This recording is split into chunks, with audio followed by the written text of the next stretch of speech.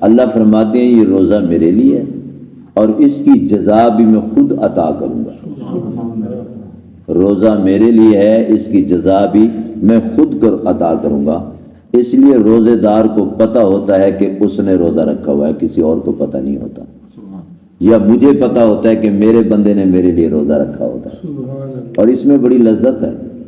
توحید ایمان ایقان والے لوگوں کو اس میں بڑی مٹھاس محسوس ہوتی ہے، ان کو سرور ملتا ہے کہ جو میں عبادت کر رہا ہوں، جس کی کر رہا ہوں صرف اسی کو پتہ ہے، اور اللہ کو بھی بڑا سرور آتا ہے، اللہ کی توحید کو، اللہ کی ربوبیت کو بھی اسی میں مزہ ہے کہ میرا بندہ میری عبادت کر رہا ہے، کسی اور کو اس نے بتایا نہیں، کسی کو پتہ ہی نہیں ہے، صرف مجھے پتہ ہے۔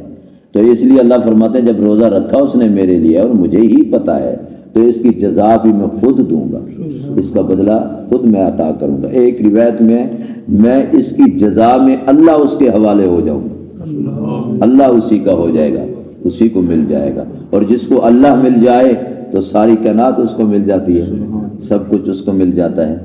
تو یہ رمضان المبارک تو گزر ہی جائے گا اور گزر رہا ہے۔ یقین کرو اگر ہم اس کو پا نہ سکے نا تو قیامت کے دن بڑی حسرت ہوگی، بڑا افسوس ہوگا، ہم اس کو راضی نہ کر سکے، ماہ رمضان سے فائدہ نہ اٹھا سکے۔ جو ماہ رمضان کا نور ہے اور اس کے اندر جو رحمت اور برکت ہے اور جو فوائد ہیں، اگر وہ نہ ہم حاصل کر سکے تو قیامت کے دن بہت افسوس ہوگا، دنیا میں بھی ہوگا، آخرت میں بھی ہوگا افسوس۔ روایت میں آتا ہے کہ حضرت طلحہ بن عبید اللہ رضی اللہ تعالیٰ عنہ، عبید اللہ کہنا چاہیے، حضرت طلحہ رضی اللہ تعالیٰ عنہ راوی ہیں اس روایت حدیث کے، کہتے ہیں میں موقع پر موجود تھا، دو آدمی آئے ہیں، اللہ کے نبی حضور علیہ الصلوۃ والسلام کی خدمت اقدس میں حاضر ہوئے ہیں، اور وہ دونوں غیر مسلم تھے۔ اللہ کے نبی علیہ الصلوۃ والسلام کی مجلس میں بیٹھے رہے، باتیں سنتے رہے، اس میں توحید و سنت کے موتی چنتے رہے اور پھول کھلتے رہے، اسی مجلس میں وہ بیٹھے رہے۔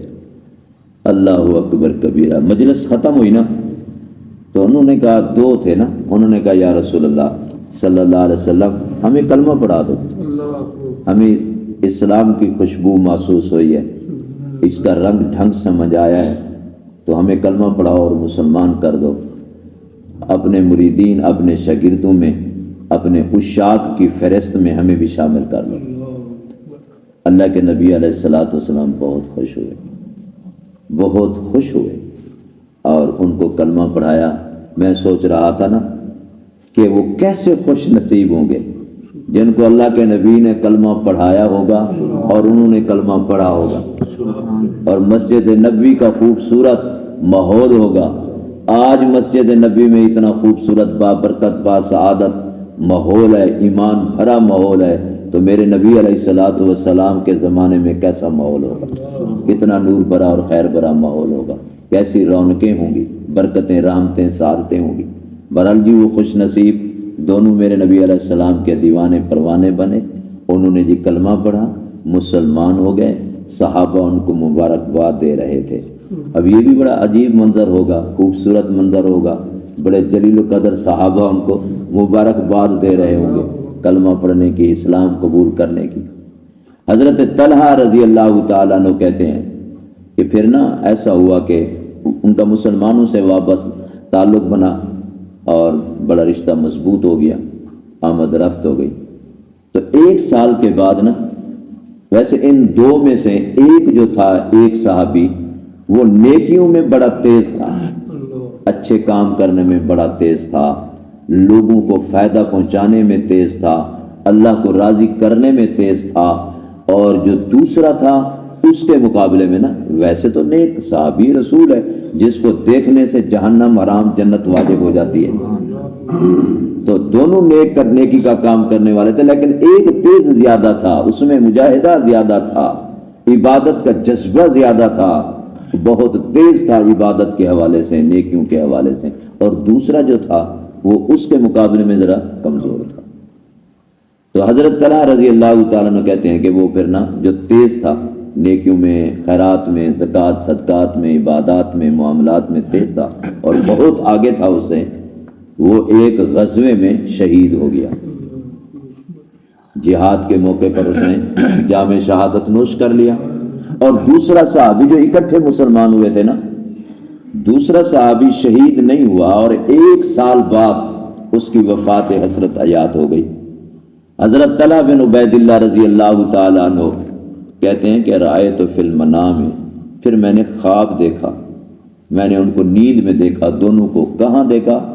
جنت کے دروازے پر۔ کہتے ہیں مزے کی بات یہ کہ میں خواب میں دیکھ رہا ہوں اور حضرت طلحہ کہتے ہیں وہ اس خواب کی جو لذت ہے جو نیند کے اندر میں محسوس کر رہا تھا میں ابھی تک بھولا نہیں، ابھی تک بڑا مزہ آتا ہے۔ وہ کہتے ہیں کہ میں نے دونوں کو جنت کے دروازے پر دیکھا اور میں بھی جنت کے دروازے پر کھڑا تھا، تینوں ہم کھڑے تھے۔ تو ان میں سے نا جو بعد میں فوت ہوا، 1 سال بعد میں فوت ہوا اور نیکی اور عبادت کے اعتبار سے بھی اس کے مقابلے میں کمزور تھا، وہ بھی کھڑا ہے۔ اور اس کو نا جنت کا جو دراغ تھا پاسبان دروازے پہ کھڑے ہونے والا، وہ آیا، ہم تینوں میں سے نا جلدی جلدی سے اس کو لے گیا جو 1 سال بعد فوت ہوا اور نیکی اور عبادت میں اس کے مقابلے میں ویک تھا۔ تو حضرت طلحہ کہتے ہیں میں بڑا خواب میں ہی حیران ہو رہا تھا، بھائی وہ تیز تھا نیکیوں میں، خیرات سخاوت میں تیز تھا، عبادت میں تیز تھا، ریاضت میں تیز تھا، رکوع اور سجود میں اس سے زیادہ تھا، اور وہ پھر ہوا بھی شہید ہے جی، اللہ کے نام پہ ذبح ہو گیا ہے۔ وہ کھڑا ہے، میں کھڑا ہوں، اور اس کو پہلے لے کر چلا گیا۔ تو اس کے بعد دوبارہ آیا وہ جنت کا مقرر دروازے پہ کھڑا فرشتہ نا، کنٹرول کہہ لو، وہ آیا اور آ کر پھر اس کو لے گیا۔ اور میں انتظار میں کھڑا ہوں خواب میں، کیا مجھے بھی لے جائے گا نا؟ تو کہتے ہیں پھر وہ دروازے پر آیا تو میں نے کہا یار مجھے بھی تو لے جاؤ، مجھے بھی جانا ہے جنت میں۔ تو انہوں نے کہا آپ کا بھی وقت نہیں ہوا، آپ کو بھی دیر ہے، جب آپ کا وقت ہوگا تو ہم آپ کو بھی لے جائیں گے۔ تو کہتے ہیں کہ بس ایسے ہی پھر نا میری جاگ ہو گئی، اسی افسوس میں کہ یار مجھے کیوں نہیں لے کے جا رہا، اور کہہ رہا کہ ابھی آپ کو دیر ہے، بس یہی افسوس ہوا، ایسے مجھے جاگ ہو گئی، بیدار ہو گیا۔